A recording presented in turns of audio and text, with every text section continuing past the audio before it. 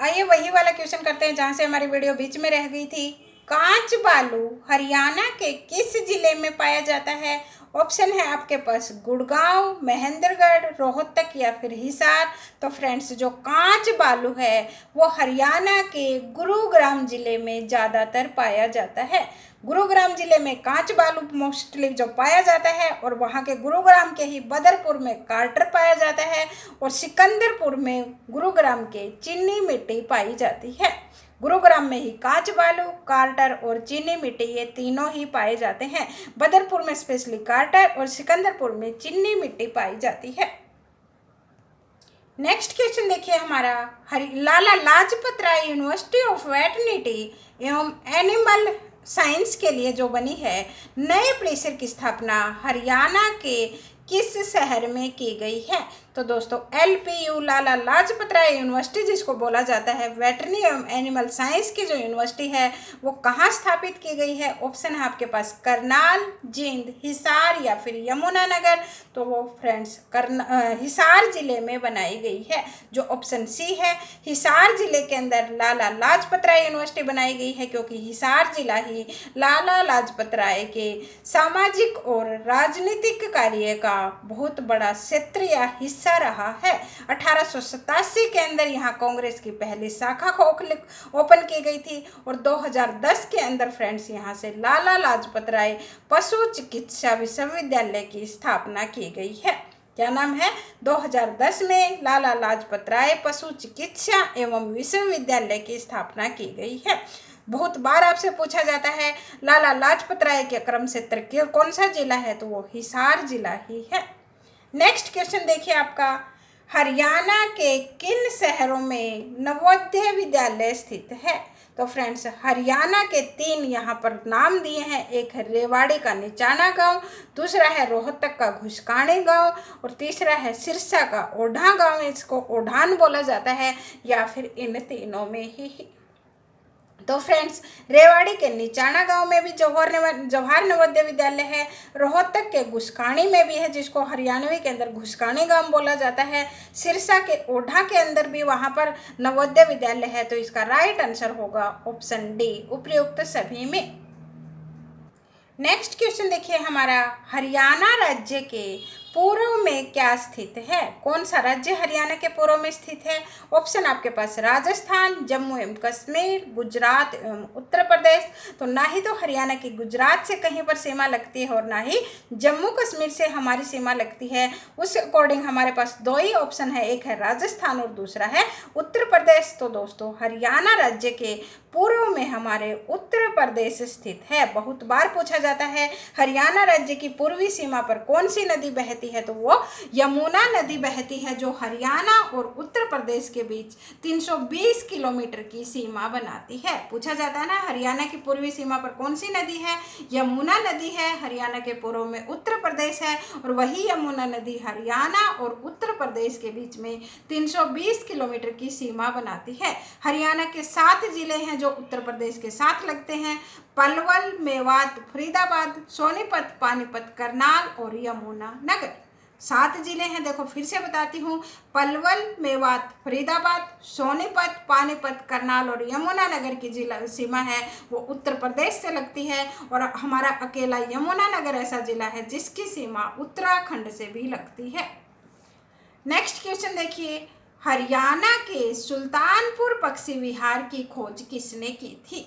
दोस्तों, ऑप्शन देखिए, Peter Jackson, Thomas Roe, sir John Marshall और रॉबिन हुड। शायद आपको ये सारे ऑप्शन नए लगते होंगे, क्योंकि सुल्तानपुर पक्षी विहार है उसकी जो वो थी पीटर जैक्सन जिसको बोला जाता है। आप इसको सलीम अली पक्षी विहार भी बोलते हो, लेकिन अपने सलीम अली का कंप्लीट नाम पता होना चाहिए। सलीम अली का ही कंप्लीट नाम था Peter Jackson doctor Salim Ali. क्या नाम था? Peter Jackson doctor Salim Ali, और वह एक पक्षी वैज्ञानिक थे। आइए इसकी थोड़ी डिटेल देख लेते हैं। सुल्तानपुर जो पक्षी विहार है उसकी स्थापना 1971 के अंदर की गई। 1972 में उसको जलीय पक्षी हेतु आरक्षित किया गया। 1991 में इसे राष्ट्रीय पार्क बनाया गया था। बहुत बार पूछा जाता है सुल्तानपुर पक्षी विहार को राष्ट्रीय पार्क का दर्जा कब दिया गया, तो दोस्तों वो 1991 में दिया गया था। और किनके प्रयासों से, जो पक्षी वैज्ञानिक थे Peter Jackson, doctor Salim Ali और दूसरे थे पीटर स्काउट। दूसरा नाम भी आ सकता है, ध्यान रखना। सलीम अली आपने रट रखा है, Peter Jackson, doctor Salim Ali और दूसरा नाम था पीटर स्काउट। ये भारत घूमने आए थे और इन्हीं के प्रयासों से इनको लगा कि ये जगह है जो पक्षियों के लिए बहुत ही ज़्यादा सुंदर है। इन्होंने ही राष्ट्रपति से मुलाकात करके यहाँ पर जो पक्षी विहार बनाने की प्रार्थना की थी और उन्हीं की प्रार्थना के बेस पर, उन्हीं की रिक्वेस्ट के बेस पर यहाँ पर है जो सुल्तानपुर पक्षी विहार की स्थापना की गई। 1971 में स्थापना हुई, 72 में जलीय पक्षी हेतु आरक्षित किया गया और 1991 में इसको राष्ट्रीय पार्क का दर्जा दिया गया था। और इसी पर जो सुल्तानपुर पक्षी विहार है, ये पूछा जाता है कौन से पक्षी के लिए प्रसिद्ध है, तो दोस्तों यहाँ पर सारस पक्षी आते हैं। सारस पक्षी के लिए सुल्तानपुर पक्षी विहार बहुत ही ज़्यादा फेमस है, जो सर्दियों के दिनों में यहाँ पर आते हैं। नेक्स्ट क्वेश्चन देखिए आपका, निम्न में से कौन सा कथन रेसलर योगेश्वर दत्त से संबंधित है या उनके कथन में संबंधित है। ऑप्शन ए है 2010 कॉमनवेल्थ गेम्स में रजत पदक जीता, 2010 कॉमनवेल्थ गेम्स में विश्व रिकॉर्ड बनाया, 2008 बीजिंग ओलंपिक में कांस्य पदक जीता या फिर 2012 ओलंपिक में कांस्य पदक जीता। तो दोस्तों जो ऑप्शन डी है, जो योगेश्वर दत्त रेसलर हैं उन्होंने 2012 के ओलंपिक में कांस्य पदक जीता था और ये ओलंपिक ग्रीष्मकालीन ओलंपिक थे और इन्होंने 60 किलोग्राम फ्री स्टाइल कुश्ती जो प्रतिस्पर्धा थी उसके अंदर इन्होंने कांस्य पदक जीता था। ग्रीष्मकालीन ओलंपिक 2012 के अंदर कांस्य पदक जीता। भार वर्ग था 60 किलोमीटर और ये फ्री स्टाइल प्रतियोगिता थी। नेक्स्ट क्वेश्चन देखिए हमारा, किस मर्दा को डाक्कर मर्दा के नाम से जाना जाता है। दोस्तों डाक्कर मर्दा होती है जो बहुत मतलब जिस मृदा के अंदर हल चलाना बहुत मुश्किल होता है, जहाँ पानी को भी जो कम पीती है। दोस्तों जो चिकनी मिट्टी टाइप होती है, जो ना ही तो बारिश के अंदर सॉफ्ट होती है और ना ही वो मतलब जो जिस टाइप की मिट्टी है उसके अंदर फसल जो होती है वो तो कई फसलें तो वहाँ पर अच्छी होती हैं, लेकिन जो इसको बोला जाता है जो डाक्कर मृदा है वो भारी मृदा को बोला जाता है। ये इस टाइप की मिट्टी है जो चिकनी टाइप होती है, पानी को कम पीती है, जो थोड़ी सी उबी हुई मिट्टी होती है। भारी मृदा जिसको होती है उसको हम डाक्कर मृदा भी बोलते हैं। अगर आपने सुना हो डाक्कर मृदा के अंदर मोस्ट ऑफ जो सावने की फसल है, जो खरीफ की फसल होती है हमारी, वही ज़्यादा होती है। जो रबी की फसल है इन ऐसी मृदा के अंदर कम होती है, क्योंकि इतना पानी किसान के पास नहीं होता है। यहाँ सिर्फ बारिश के अंदर ही फसल को बोया जाता है, क्योंकि बहुत ज़्यादा पानी मांगती है, बहुत जल्दी सूख जाती है। उस टाइप की जो मृदा होती है वो भारी मृदा होती है और उसको डाक्कर मृदा भी बोला जाता है। नेक्स्ट क्वेश्चन देखिए, निम्नलिखित में से किस पेड़ का संबंध हरियाणा राज्य से है। सेब का पेड़, अमरूद का पेड़, पीपल का पेड़ या फिर नारियल का पेड़। तो दोस्तों सभी को पता है पीपल के पेड़ का संबंध हरियाणा राज्य से है। ये हरियाणा राज्य का राजकीय वृक्ष है, जिसको अगर इसका साइंटिफिक नाम आ जाए फिकस रेलिगियोसा। पीपल का जो साइंटिफिक नाम है वो क्या होता है, फिकस रेलिगियोसा, अर्थात रेलिगियोसा रिलीजन से जुड़ा हुआ है। आपने बहुत सारे लोगों को पीपल की पूजा करते हुए देखा होगा। पीपल है वो एक ऐसा पेड़ है जो दिन में भी ऑक्सीजन देता है, रात को भी ऑक्सीजन देता है। और कोरोना ने तो सभी लोगों को ऑक्सीजन की अहमियत बता दी। चाहे उसको रिलीजन से जोड़कर पूजा की जाए या वैसे पूजा की जाए, तो पीपल का पेड़ एक बहुत ही अहम पेड़ होता है जो हमारे सांस लेने में बहुत बड़ा रोल प्ले करता है। तो फ्रेंड्स हरियाणा का जो राजकीय वृक्ष है वो है पीपल का पेड़ या फिकस रेलिगियोसा। नेक्स्ट क्वेश्चन देखिए हमारा, हरियाणा के किस जिले में मुख्य रूप से कृषि आधारित उद्योगों का विकास हुआ है? तो सभी को पता है जो हमारी औद्योगिक नगरी है, सिर्फ हरियाणा की ही नहीं, उत्तर भारत की जो सबसे बड़ी औद्योगिक नगरी है हरियाणा में, वो फरीदाबाद है। और उसी फरीदाबाद जिले में कृषि आधारित जो उद्योग हैं उनका विकास हुआ है। सबसे ज़्यादा कृषि आधारित के सबसे ज़्यादा जो कृषि है वो हमारी ट्रैक्टर पर डिपेंड होती है। अगर आपसे पूछा जाए सबसे ज़्यादा ट्रैक्टर का उत्पादन कहाँ पर होता है, तो वो भी फरीदाबाद जिले में ही होता है। तो फरीदाबाद जिले में हमारे कृषि उद्योग जो आधारित उद्योग हैं उनका सबसे ज़्यादा विकास हुआ है। नेक्स्ट क्वेश्चन देखिए, हरियाणवी सिनेमा की पहली फिल्म का नाम क्या है? ऑप्शन देखिए, हरफुल सिंह जाट जुलानी, वीर घटोत्कच, छैल गेला जांगी या फिर वीरा सेरा। तो दोस्तों जो हरफुल सिंह जाट जुलानी है वो हरियाणवी की पहली फिल्म मानी गई है। आपको डाटा HSSC के अकॉर्डिंग करना है और HSSC ने 1970 में प्रकाशित हुई थी, आनंद द्वारा प्रकाशित थी। इसके प्रकाशक का नाम भी पूछा जा सकता है और फिल्म का नाम था हरफुल सिंह जाट जुलानी। क्या नाम था? हरफुल सिंह जाट जुलानी नाम था। फिल्म आई थी, आनंद ने द्वारा प्रकाशित की गई थी और 1970 के अंदर हरियाणवी सिनेमा की ये पहली फिल्म थी। ऑप्शन बी पर है आपके पास वीर घटोत्कच फिल्म। दोस्तों ये 1974 के अंदर आई, जिसके निर्देशक अनूप सिंह थे। आपसे कुछ भी पूछा जा सकता है।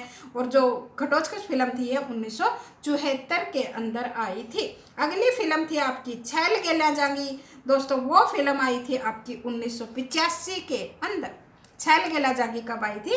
1985 के अंदर। और इनके बीच में जो फिल्म आई 1984 के अंदर, चंद्रावल फिल्म, जो हरियाणा की सबसे ज़्यादा फेमस फिल्म कहिए या फिर जिसके गाने आज तक सबसे ज़्यादा प्रचलित है और सबसे ज़्यादा कमाई करने वाली, जिसका रिकॉर्ड आज तक भी कोई नहीं तोड़ पाया, वो फिल्म थी आपकी चंद्रावल फिल्म।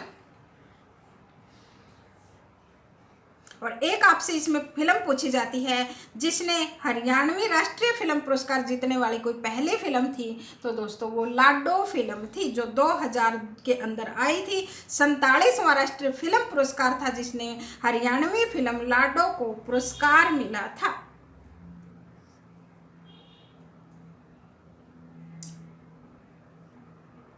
और जो आपका लास्ट ऑप्शन है ऑप्शन डी वीरा सेरा, ये फिल्म भी 1974 में प्रकाशित हुई थी।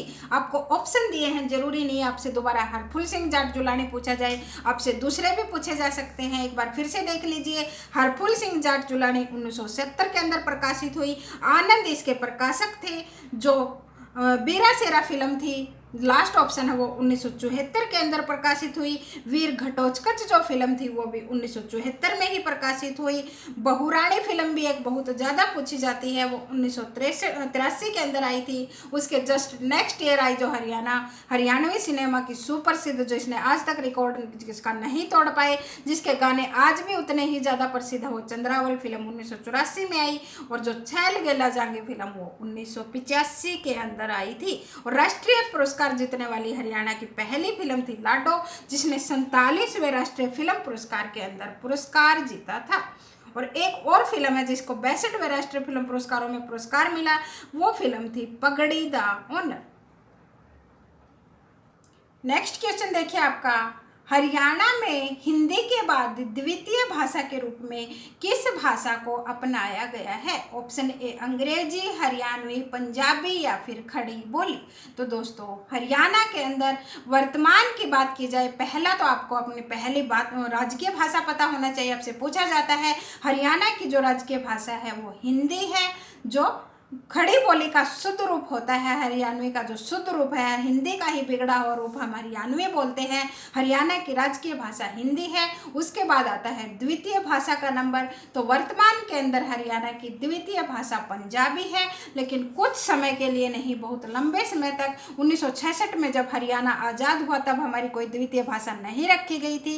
1967 तक भी ऐसे ही चला। 1968 में जब चौधरी बंसी लाल कांग्रेस पार्टी से हरियाणा के मुख्यमंत्री मुख्यमंत्री बने तो उन्होंने तमिल भाषा को हरियाणा की द्वितीय राजकीय भाषा घोषित किया था और वह भाषा 1968 से लेकर 2004 तक चलती रही। 1999 से 2004 के अंदर हरियाणा के अंदर ओपी चौटाला, ओम प्रकाश चौटाला की सरकार आई और उसी कार्यकाल के दौरान उन्होंने तमिल भाषा को बदलकर हरियाणा की जो द्वितीय राजकीय भाषा है वो पंजाबी कर दी थी। तो वर्तमान के अंदर हरियाणा की जो द्वितीय राजकीय भाषा है वो पंजाबी है और 1968 से लेकर 2004 के बीच में अगर आपसे पूछी जाए तो वो हमारी द्वितीय राजकीय भाषा तमिल थी।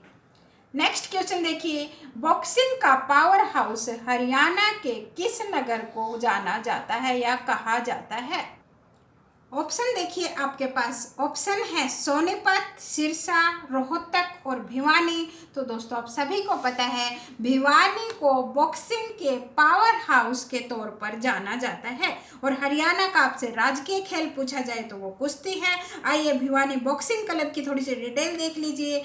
ये जो भिवानी बॉक्सिंग क्लब है उसकी स्थापना स्पोर्ट्स अथॉरिटी ऑफ इंडिया, जिसको साई बोला जाता है, के पूर्व कोच थे दोस्तों एवं प्रसिद्ध मुक्केबाज थे जगदीश सिंह। उन्होंने 21 मार्च 2003 को की थी और इस क्लब के एक सह संस्थापक भी थे, उनका नाम था कैप्टन हवा सिंह। और जो भिवानी बॉक्सिंग क्लब के प्रमुख मुक्केबाज हैं उनका थोड़ी सी डिटेल देखिए। विजेंद्र सिंह, विकास कृष्ण यादव, जितेंद्र कुमार, अखिल कुमार, दिनेश कुमार और दिलबाग सिंह। और इसी की वजह से इतने बड़े बड़े खिलाड़ी वहाँ से निकले। इन खिलाड़ियों को तो आप सभी को जानते हो। इसी वजह से भिवानी के जो बॉक्सिंग का पावर हाउस कहा जाता है। और जो 2008 के अंदर का रिकॉर्ड देखिए, ओलंपिक खेलों में भारत की तरफ से सिर्फ 5 मुक्केबाज भेजे गए थे। पूरे भारत की बात कर रही हूँ, 2008 के ओलंपिक खेल थे, पूरे भारत की तरफ से 5 मुक्केबाज गए थे, जिनमें से 4 मुक्केबाज भिवानी से संबंधित थे और वो भिवानी के भी भिवानी बॉक्सिंग क्लब से। नेक्स्ट क्वेश्चन देखिए आपका, हरियाणा में संत संप्रदाय के कौन से काल को स्वर्ण काल माना जाता है? 15वीं सदी को, 16वीं या 17वीं या फिर 18वीं सदी को? तो फ्रेंड्स हरियाणा के अंदर संत संप्रदाय का स्वर्ण काल जो कहा जाता है वो 18वीं शताब्दी को कहा जाता है। कौन सी शताब्दी को?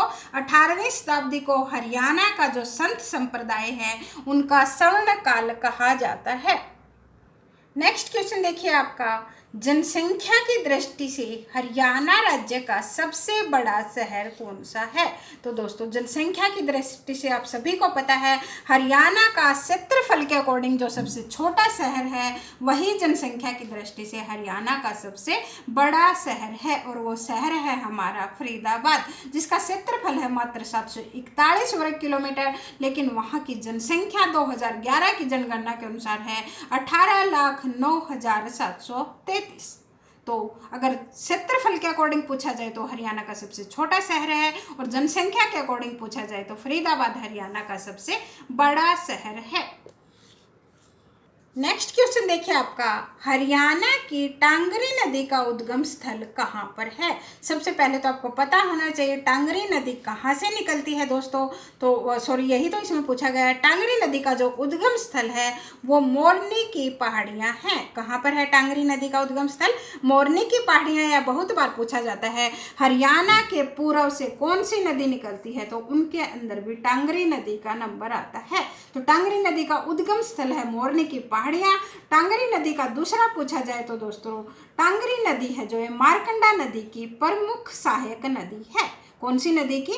टांगरी नदी मारकंडा नदी की प्रमुख सहायक नदी है। मारकंडा नदी का दूसरा नाम भी आपसे पूछा जाता है वो अरुणा नदी है। और दोस्तों ये जो टांगरी नदी है अंबाला के अंदर बहते हुए उमरा नाला के पास मारकंडा नदी में मिल जाती है। और जो टांगरी नदी है इसकी एक दो सहायक नदियाँ भी है, एक है बलियाली नदी और दूसरी है आमरी नदी। अगेन रिपीटिंग, टांगरी नदी का उद्गम स्थल है मोरनी की पहाड़ियाँ। उसकी सहायक जो नदियाँ हैं वह बलियाली और आमरी प्रमुख नदियाँ हैं जो इसकी सहायक नदियाँ हैं। और ये अंबाला में बहते हुए उमरा नाले के पास मारकंडा नदी में मिल जाती है। मारकंडा नदी का नाम है अरुणा। दूसरा नाम पूछा जाता है बहुत बार अरुणा नदी। और मारकंडा नदी की प्रमुख सहायक नदी भी कौन सी है? टांगरी नदी है। नेक्स्ट क्वेश्चन देखिए, हरियाणा में किसके उत्पादन में तीव्र वृद्धि हेतु क्लस्टर पद्धति को बढ़ावा दिया जा रहा है? फूल, फल, सब्जी या फिर मसाला? तो दोस्तों आप सभी को पता है क्लस्टर पद्धति बागवानी के अंदर यूज होने वाली पद्धति है, जिसमें उसके अंदर उत्पादन ज़्यादा से ज़्यादा बढ़ाया जा सके। तो यहाँ पर बागवानी की जगह फल दिया गया है, तो उसका राइट आंसर होगा ऑप्शन बी। जो क्लस्टर पद्धति है वो बागवानी या फिर फल की सब्जी के लिए जो क्लस्टर पद्धति है उसका उपयोग किया जाता है। नेक्स्ट क्वेश्चन देखिए आपका, नाहर सिंह किस रियासत के शासक थे? तो दोस्तों जो नाहर सिंह थे वो कहाँ के शासक थे? वो बल्लभगढ़ के शासक थे। रेवाड़ी यहाँ पर गलत टिक किया गया है। नाहर सिंह कहाँ के शासक थे? बल्लभगढ़ के शासक थे, जिनको बल्लभगढ़ का शेर भी बोला जाता है। और उनसे रिलेटेड जो अदर कंसेप्ट है वो देखिए, इनको 1857 की क्रांति में इन्होंने दिल्ली के जो बहादुर शाह जफर थे, जो उस वक्त दिल्ली के शासक होते थे, उनसे मित्रता कर अपने जो सैनिक थे वो भेजे थे दिल्ली, और दिल्ली को अंग्रेजों से मुक्त करवाने में मदद की थी। लेकिन उसी 1857 की क्रांति में अंग्रेजों के निशाने पर आ गए। जो अंग्रेज अधिकारी थे एक सावर्ज, उन्होंने इनको गिरफ्तार कर लिया। इनको घुड़साल के अंदर कैद करके रखा गया और 9 जनवरी 1858 को चांदनी चौक पर इनको सरेआम फांसी लटका दिया गया था।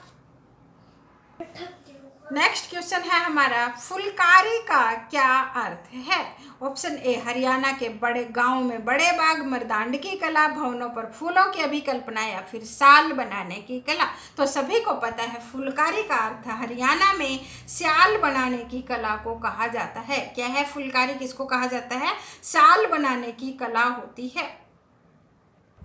नेक्स्ट क्वेश्चन हमारा, गेहूं उत्पादकता में हरियाणा का भारत में कौन सा स्थान है? अभी हमने थोड़ी देर पहले ही कहा था हरियाणा को भारत की गेहूं की कटोरी कहा जाता है, तो आपको गेहूं उत्पादकता में हरियाणा का स्थान भी पता होना चाहिए। गेहूं उत्पादन के अंदर हरियाणा का वैसे तो चौथा स्थान है कुल उत्पादन में देखा जाए, लेकिन प्रति हेक्टेयर गेहूं उत्पादन में हरियाणा का पंजाब के बाद दूसरा स्थान है, क्योंकि क्षेत्रफल की दृष्टि से हम हरियाणा के बहुत पीछे हैं। तो दोस्तों जो प्रति हेक्टेयर गेहूं उत्पादन है उसके अंदर हरियाणा का दूसरा स्थान हुआ, पहले नंबर पर पंजाब है, और कुल उत्पादन के अंदर देखा जाए तो हरियाणा का भारत में चौथा स्थान है। नेक्स्ट क्वेश्चन देखिए, माता कृपी की स्मृति में किस मंदिर का निर्माण करवाया गया था? अब सभी को पता है माता कृपी कौन थी। माता कृपी गुरु द्रोणाचार्य की पत्नी थी, जिनको मसाणी माता भी कहा जाता है। माता मसाणी आता है ना, नाम आपने सुना हो। मसानी माता आए, कृपी माता आए, शीतला माता आए, या फिर चेचक की देवी का नाम पूछा जाए, सारी की सारी माता शीतला देवी का ही है। और वो शीतला देवी का मंदिर हरियाणा के गुरुग्राम जिले में है। ये गुरु द्रोणाचार्य की पत्नी थी। युधिष्ठिर जो थे पांडव पुत्र, जो सबसे उनके राजा थे, जो पांडव पुत्र में सबसे ज्येष्ठ थे, उन्होंने गुरु द्रोणाचार्य को जो गुरुग्राम जिला था वो उपहार स्वरूप या फिर गुरु दक्षिणा के तौर पर दिया था। और उन्हीं गुरु द्रोणाचार्य की पत्नी थी जो माता ललिता भी इनका नाम आता है। माता ललिता आ जाए, माता कृपी आ जाए, चेचक की देवी आ जाए, मसाणी माता आ जाए, शीतला देवी का मंदिर आ जाए, वो सारे के सारे गुरुग्राम जिले में है, जो गुरु द्रोणाचार्य की पत्नी थी। और इनका मेला चैत्र मास में लगता है। चैत्र मास जो अप्रैल मई के आसपास का महीना होता है, देसी महीना जो चैत का महीना होता है, उसके अंदर सोमवार और मंगलवार को माता शीतला देवी का मेला लगता है। और वही इन्हीं माता को चेचक की देवी भी कहा जाता है। बेटा मम्मा नेक्स्ट क्वेश्चन देखिए आपका, अब्दुल्लापुर मंडी हरियाणा की यमुनानगर की टिम्बर मार्केट जो वर्ष 1947 से पूर्व का नाम किस नाम से प्रसिद्ध थी? तो दोस्तों 1947 अर्थात आज़ादी से पहले यमुनानगर की जो टिम्बर मार्केट है, जो लकड़ी मार्केट है, वो किस नाम से प्रसिद्ध थी दोस्तों? वो थी अब्दुल्लापुर मंडी के नाम से प्रसिद्ध थी। किस नाम से? अब्दुल्लापुर मंडी। जो यमुनानगर का पुराना नाम भी पूछा जाता है तो यमुनानगर का पुराना नाम अब्दुल्लापुर ही था। यमुनानगर की जो स्थापना हुई थी वो हुई थी 1 नवंबर 1989 को। दोस्तों यहाँ पर जो मेन देखना है आपको, एक तो यहाँ के पर्यटन स्थल बहुत बार पूछे जाते हैं। एक पंचवटी पे हनुमान मंदिर है वहाँ पर जो छछरौली में है, एक चित्रा मंदिर है, एक श्री कलेश्वर महादेव मठ है, एक गुरुद्वारा पोंटा साहिब भी यमुनानगर में ही है, हथीनी कुंड बैराज भी यमुनानगर में है, नर नारायण की गुफा आ जाए वो भी यमुनानगर में है, और ताजे वाला हेड भी बार बार पूछा जाता है। ये सारे के सारे यमुनानगर में ही हैं। और यमुनानगर का जो सरस्वती चीनी मिल है वो पूरे एशिया में नंबर 1 है। और वहाँ पर कलेसर वन्यजीव अभ्यारण्य और जो राष्ट्रीय पार्क है वो भी है। नेक्स्ट क्वेश्चन देखिए आपका, महर्षि च्यवन की तपोभूमि जो महेंद्रगढ़ में है किस मेले का आयोजन किया जाता है? तो आप सभी को पता है दोस्तों, महर्षि च्यवन ऋषि की तपोभूमि महेंद्रगढ़ में कहाँ पर है? ढोसी की पहाड़ी पर है। और उसी ढोसी की पहाड़ी पर ढोसी का मेला आयोजित किया जाता है। महर्षि च्यवन ऋषि की याद में कौन सा मेला याद किया जाता है? वो जो है ढोसी का मेला याद किया जाता है। और महेंद्रगढ़ में लगने वाले दूसरे मेले भी देखिए, एक लगता है बाबा भिलाईनाथ का मेला, एक लगता है बाबा केसरिया का मेला, एक वहाँ का तीज का मेला भी काफ़ी प्रसिद्ध है, शिवजी का मेला भी लगता है, भूरा भवानी का मेला भी लगता है और हनुमान जी का मेला भी लगता है। इनमें से कोई सा भी पूछा जा सके, क्योंकि अब HSSC है दोस्तों, पुराने क्वेश्चन को हटाकर नए क्वेश्चन निकाल रहे हैं। तो 7 साल से जो क्वेश्चन रिपीट हो रहे हैं उनकी पॉसिबिलिटी धीरे धीरे कम होती जाती है, क्योंकि महर्षि च्यवन ऋषि का है जो बहुत बार आ चुका है। तो आपको दूसरे भी पता होने चाहिए, बाबा भिलाईनाथ का मेला, बाबा केसरिया का मेला, तीज का मेला, शिवजी का मेला, भूरा भवानी का मेला या फिर हनुमान जी का मेला भी वहाँ महेंद्रगढ़ जिले में लगते हैं। नेक्स्ट क्वेश्चन है हमारा, फिरोज शाह तुगलक ने किस नगर के मंदिर में पूजा करने वालों को बंदी बनाकर उनकी हत्या करवा दी थी? सभी जानते हो दोस्तों, फिरोज शाह तुगलक कौन थे? जिनको हरियाणा का नगर निर्माता, नहरों के निर्माता के तौर पर जिनको जाना जाता है, जिन्होंने हिसार शहर की 1354 में हिसार बसाया, 1351 में इन्होंने फतेहाबाद को बसाया, एक सिरसा का हरनी खेड़ा भी बसाया। लेकिन ये राजा जो थे फिरोज शाह तुगलक थे वो बहुत ही ज़्यादा धार्मिक कट्टर थे।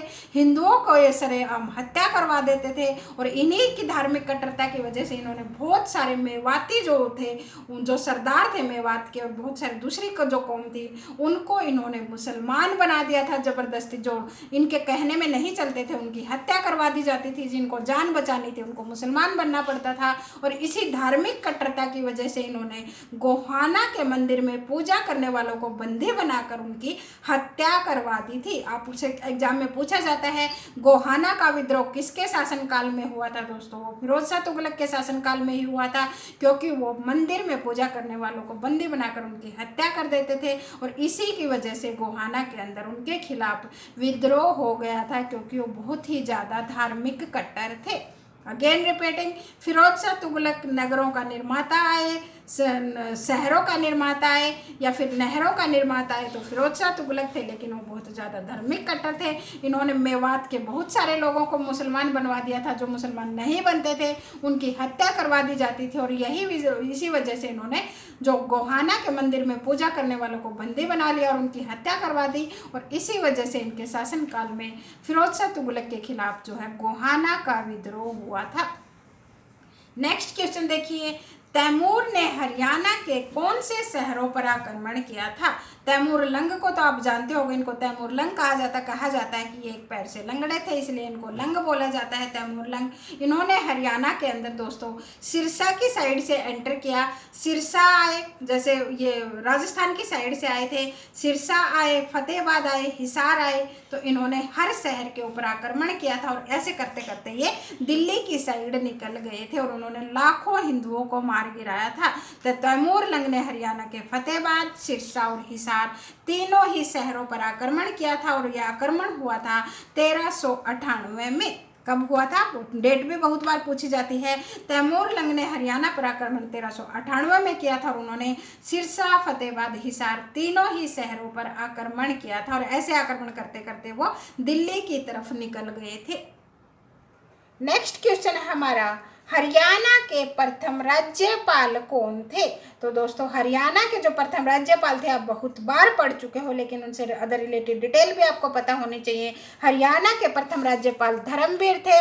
HSSC ने बहुत बार पूछा है जो हरियाणा के प्रथम राज्यपाल थे उनका कार्यकाल कितना था? तो दोस्तों इनका कार्यकाल लगभग 10 महीने तक था। ये 1 नवंबर 1966 से लेकर 14 सितंबर 1967 तक हरियाणा के पहले राज्यपाल बने थे।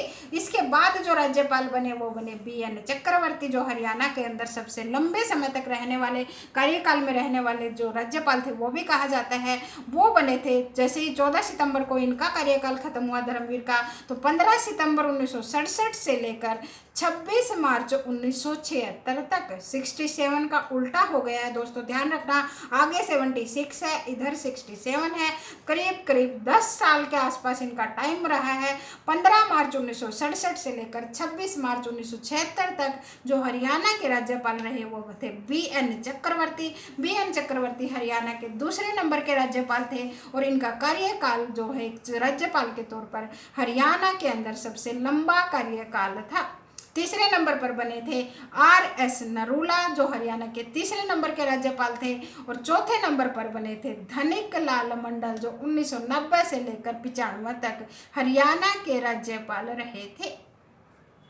नेक्स्ट क्वेश्चन देखिए आपका, खनिज संसाधनों में हरियाणा का कौन सा जिला प्रमुख है, या फिर इसको घुमाकर पूछा जाता है हरियाणा का कौन सा जिला खनिज भंगुर जिला है।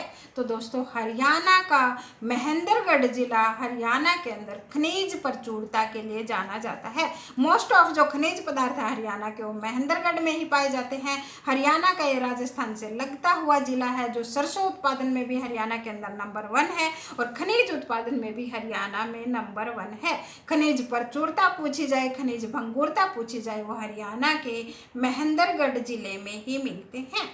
तो दोस्तों आज के लिए इतने ही क्वेश्चन। उम्मीद है आपको हमारी वीडियो पसंद आई होगी। पसंद आई हो तो like, share and subscribe our channel. मिलते हैं आपसे नेक्स्ट वीडियो में ऐसे ही नेक्स्ट इंपॉर्टेंट क्वेश्चंस के साथ।